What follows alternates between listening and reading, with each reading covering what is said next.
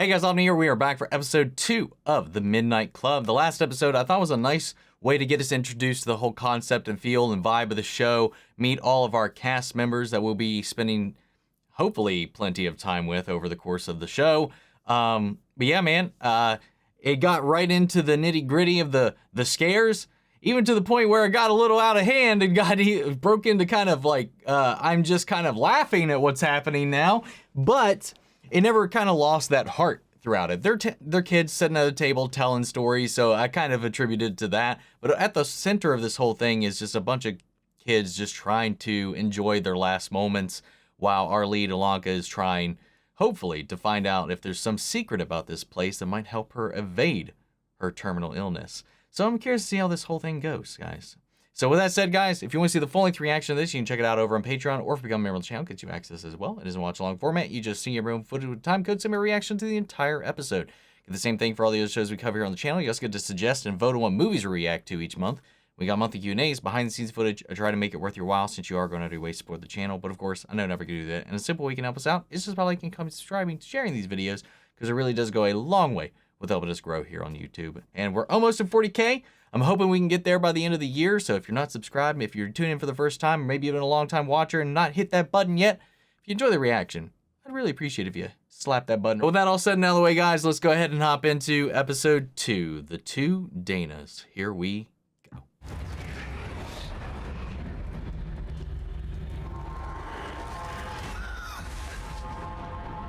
Good morning. A lot of shadows creeping around this place.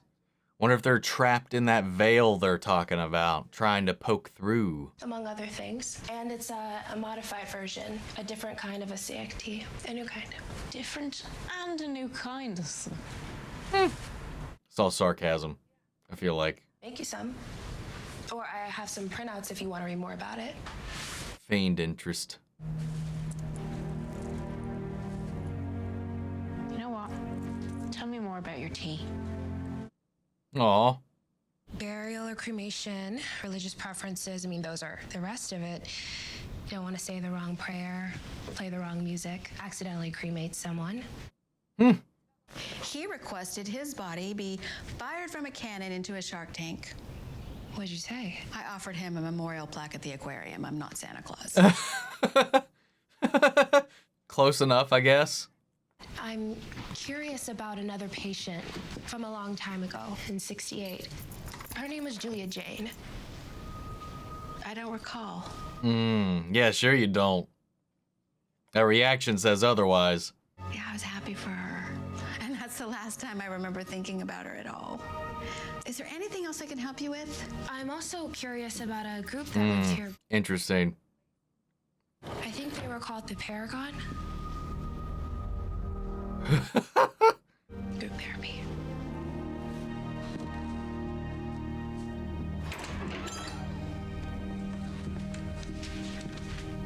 Shaking the bee's nest. Squeeze her hand for me.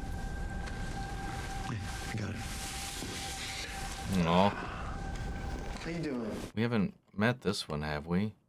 I started with the Atari 7800 and I haven't missed a beat. NES, Genesis, Super Nintendo. I started with NES. The PlayStation's on my mind and it makes me mad and it sucks and yeah. You asked, that's what came up.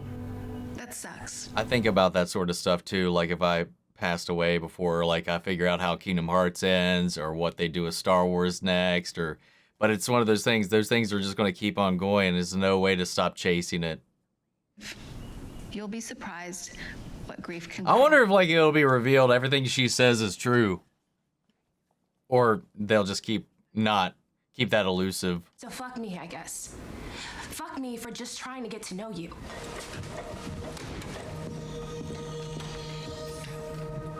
It's a defense mechanism, man. I get it. On both parts.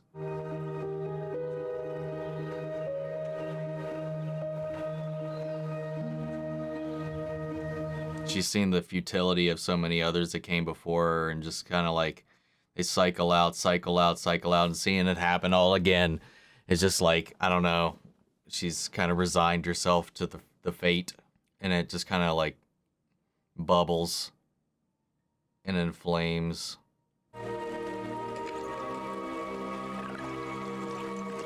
Hi there. You scared me. Oh, Sorry. look who it is. What you doing? I don't remember this actress's name, but she was Beth, I guess something so. like that. I can't remember. I'm It's glad to meet you. fucking I'm Shasta. bitch from Midnight Mass. These woods are Stanton's. Bev, I The think. water, though. Well, Sorry, Bev. Nobody can own that. She was great though.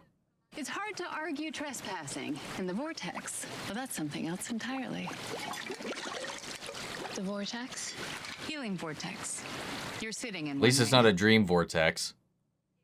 Good old Morpheus be showing up, fucking shit up. This place would be extremely relaxing and therapeutic. Like the cliff view, the forest in the background, and surrounding. I don't know, man. I think it'd be a great place to B&B. That's for damn sure. Fucking hourglass carved into the tree. Bye.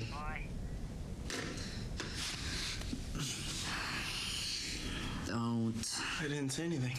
Yeah, your face has a tone. He's thinking very loudly. And part of you wants to punish her for the other part of you that wanted to believe it.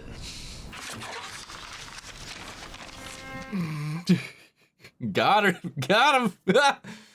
I've always wanted to try it ever since I found out about it this morning from Natsuki. But does it help if you...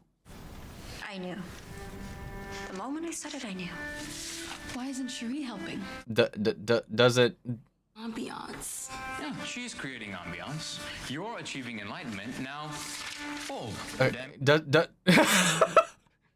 Does it count if you have help doing it? Because you're not making 1,000 origami cranes. I'll tell you what, man. If we hit 200, does that mean you get a certificate of participation from the gods? Oh! Fuck! Oh, it's okay. Oh, that could have been so much worse. It's not the other way around.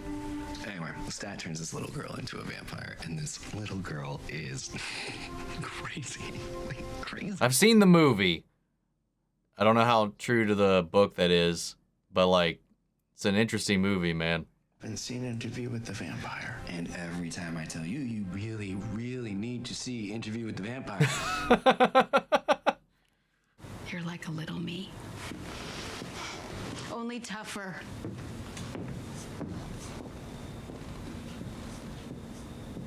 There's a weird shadow on the wall. Yeah, that thing.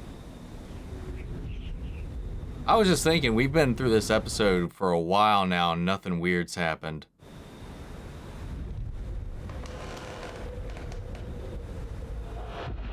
Ooh. No, thank you.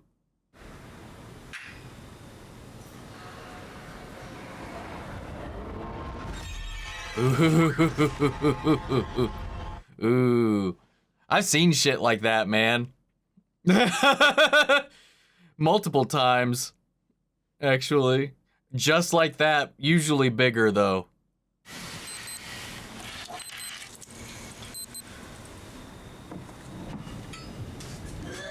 I wonder if there's something about Ilonka being here that's triggering this stuff to wake up. Because I feel like they I don't know, they don't talk about it being weird around here, so...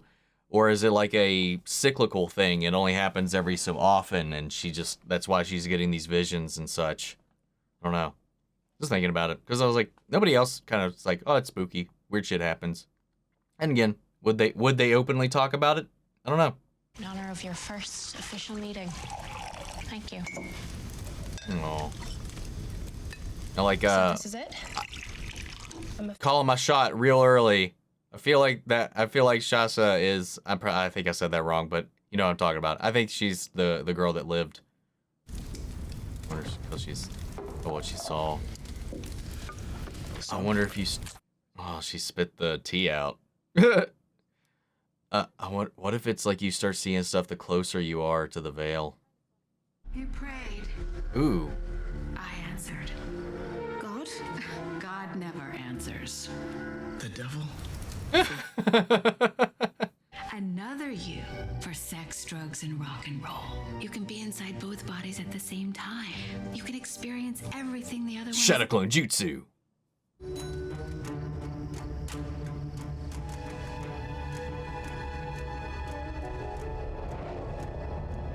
There's a delay. How's this work?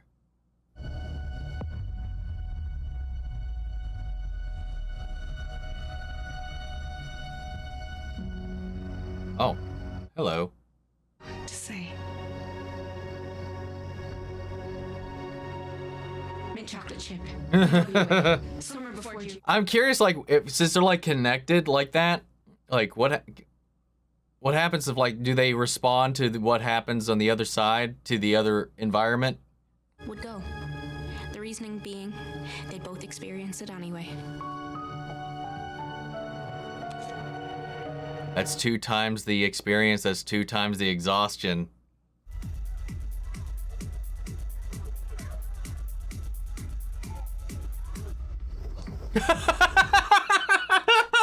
Oh, that answers my question. Nope. I love everything.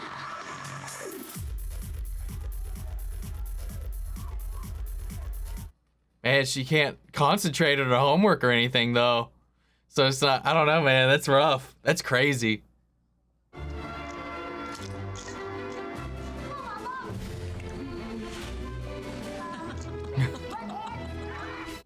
Awkward as fuck. Oh, wow. Yep. If you had to pick a turning, the night Dana lost her virginity in the same room as her parents was probably a Oh, wow. Yeah, like, how can she function like this if something wild is happening on the other end? In a way, like, there's no way to be both because of that. The thing was, Dana too was starting to develop a bit of a habit. Oh, no.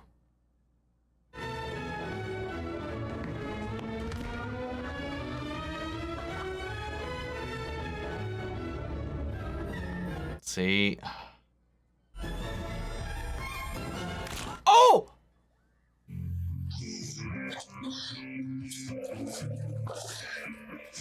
This is why that devil didn't mind giving this freely, because it's a curse.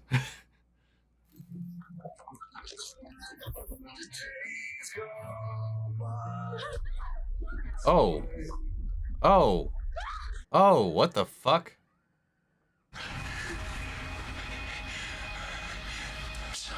I'm sorry. What was that? Yes. But the question was how. Since Dana too had learned how to drown her out, she'd have to make herself a little bit louder. Oh!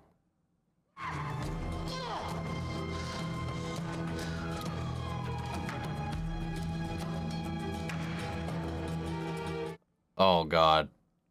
Later that night, Dana stole her dad's gun and her mom's car keys and took off. Because Dana knew. that old school effect, man. Scared? You afraid? If I'm afraid, and so are you. That's true. One of us has to go. And since I was here first, I should be the one that gets to. What are you talking about? I was here first. Oh. I'm not the clone. You're the clone.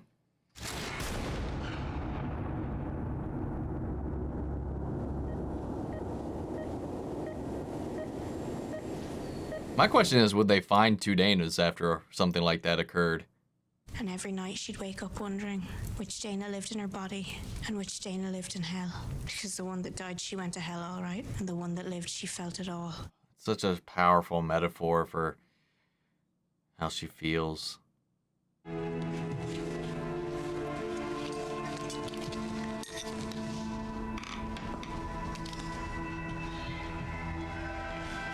Oh, that's the Stanton's office, isn't it? And then I was just following you, and then I thought it'd be really creepy if I called out now because I've been following you for so long. You clearly aren't lost or breaking into Dr. Stanton's office. I get what he was trying to say / do there. As much as it doesn't make any sense. It's a library card. Well, that's just so on brand. Okay, I think if I can This was a pretty chill episode, man, overall. between the door and the jam, if I can rotate the tunnel with the screwdriver, I might just be able to. Can I try something? And watch it just be unlocked.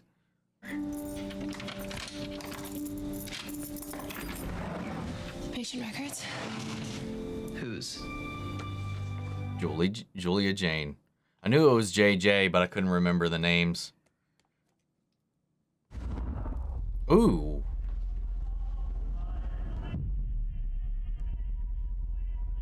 Ooh, what the hell?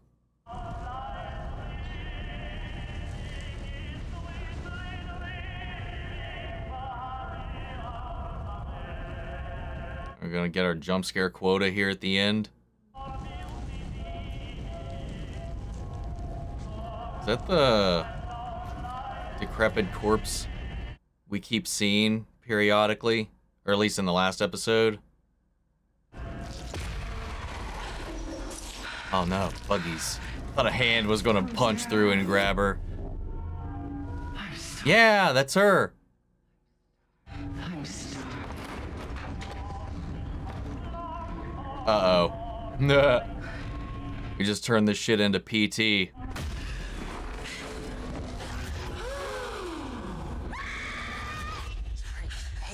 it's me. Woo! Woo! I'm sorry. That was kind of funny.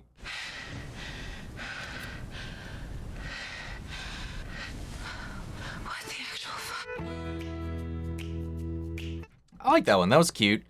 That was fun. Gives us a lot more insight into Anya and her frame of mind, like over the course that she's seen, like from what I understood at least, that she's been there the longest, more than anybody. So she's seen people go through these cycles over and over again, trying these new age ways to try to cheat death and all this. When she's been down that road and she's just still here, still diagnosed, still going out the door. And like it's becoming this resentment, seeing people come in fresh with these new ideas and this hope and this optimism to kind of keep going, when, you know, that was her once and she just like lost that. And then I love the parallel in her story to how she is as a person as well, of being of these two minds that are both wanting very different things. It's kind of like indicative of her putting up this wall in this front to kind of shield herself from feeling much of anything anymore here in the end. I really like that whole thing. No scares at all in this for me. For this time around, even the jump scares didn't get me. Ha! Take that, show. But I didn't mind that. I really like this one. This was more of a character episode, and I liked that about this. This was more about like the cautionary tales of the things you might wish for and the unexpected consequences that can come with that. And I'm not gonna lie, like I've had that very same wish that she's had many a time, man. It's one of the benefits of, like, if I had a superpower or something like that, I've always been like, man, you know what? How about a practical one, like super speed, or, you know, creating clones of yourself, shadow clone jutsu style. Much like that, you can be in two places at the same time, though they don't. At least with the whole shadow clone parallel, they both experience everything together, but it's temporary. They all build up their own experiences. You know, you can send one to do one other thing, and then another to do the other thing. They don't interfere with one another, and then it can be undone back to the host, and whatever they experienced or learned, you just absorb. So it's a little more beneficiary than that. So I would definitely be, if I've had my devil, my genie that I was bartering with, that would be kind of what I would be putting on the line there. But that was really interesting, because like I liked, because second I started questioning it, they addressed it almost immediately. The disorientation that would come with that with you being able to feel and experience the same things at the same time of your other, it would make it impossible to be present in any one place. And I like that they kind of diverged, and really the one that stayed behind, which played the studious role that she was always going to be, while the other one got to be that other Dana that lived and frolicked and got addicted and partied and all this stuff. It was wild. It was a really interesting conceptually how they pulled that off.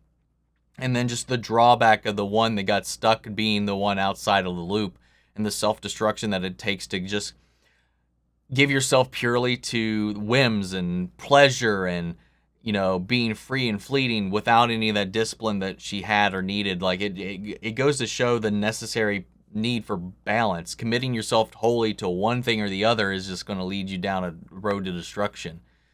And I liked how that came about. Though, like, I got a good question about the logistics of the story that she was telling, and how the one survived. Like, the other died. Did they find the body? How did she lose the leg in the shootout? And that was it. So it's like where my mind is going, overthinking certain elements like that. But that's not what it was really about. It was about the characterization and, the bargaining that comes when you're in a tight spot like that. And, that little moment when she was talking about how she's been pleading to speak with the devil ever since, and she never comes. But there was that shadow that she saw when, I like how the episode also opened with them talking about feeling of being uncertain of being awake or not. And whether or not you're in your dream or you're in the real world, because it's all blurring together. Is it the medication? Is it what we're going through? Is it real? Is it not? That whole thing, because then when she has that conversation with Stanton, and then she turns around and seemingly for the first time in a long time sees that same outline, that same shadow, that same lights in the darkness. It triggered that memory, brought her back, and made her wonder, is this really happening? And that, she just told her story. We learned about, again, I don't know everyone's names. The kid that cut himself on the paper cutter. I like that we're learning a little bit more of everybody in there, and just this Mark, or I think it's Mark. Mark is the orderly that took care of him. Was talking up, Interview with the Vampire. If I ever forget his name, I'll probably default to calling him Riley. But that was nice. That's a good movie too, from what I remember of it. I haven't seen it in a really long time. I think there's a show adaptation that is out right now on AMC, but I haven't really heard anything about it. But yeah, I like this episode. It raises more questions, I think, though. So it's the second episode. We're just kind of getting the ball rolling. I think the first episode really wants to get you in the hook. So we got all the jump scares and the kind of vibe of the show right there. This one's taking its time to kind of flesh things out a little bit more. This was a more of a tone type episode. But like, we've raised the questions of what happened to Julia, and what is the history of this cult that was here before? What is this about? What's her face in the woods, and this healing vortex that surrounds the grounds, and what does she know about it? Does it have anything to do with what happened with Julia? Is she Julia? Because I was thinking, like, I knew that actress was in this show, and when we saw Julia in the flashbacks, I was like, well, it wouldn't be too odd of a casting if, like, that somehow ended up being her. Like, I could see that person growing into her, but I could just be me drawing connections and jumping the gun just right now. But yeah, I like the episode, man. I'm curious about this cult stuff and who this specter she keeps seeing in her visions is, that she saw in that painting when everything went all like sepia toned and film grainy. Yeah, solid episode though. Guys, what'd you think? Sound off the comments. Let me know your thoughts down below. We're carrying the conversation after video. Feel free to join us in our Discord. We can talk about it there as well. Links to that and all my socials in the description box below. Follow me on each and every one of those. Remember, if you want to see the full-length reaction, you can check it out over on Patreon or become a member of the channel because you access as well. And speaking of before we go, I want to shout out our channel legends. Manny Share, Philly Vane, York Coruscant, Margaret Grace, Melita, Robert Anguiano, Raven McCann, Status Alive, Jeffrey Hale, and M. Stuff for all. Thank you guys so much for your continued support. That's it for this video, guys. I'll see you all in the next one. Take care, everybody.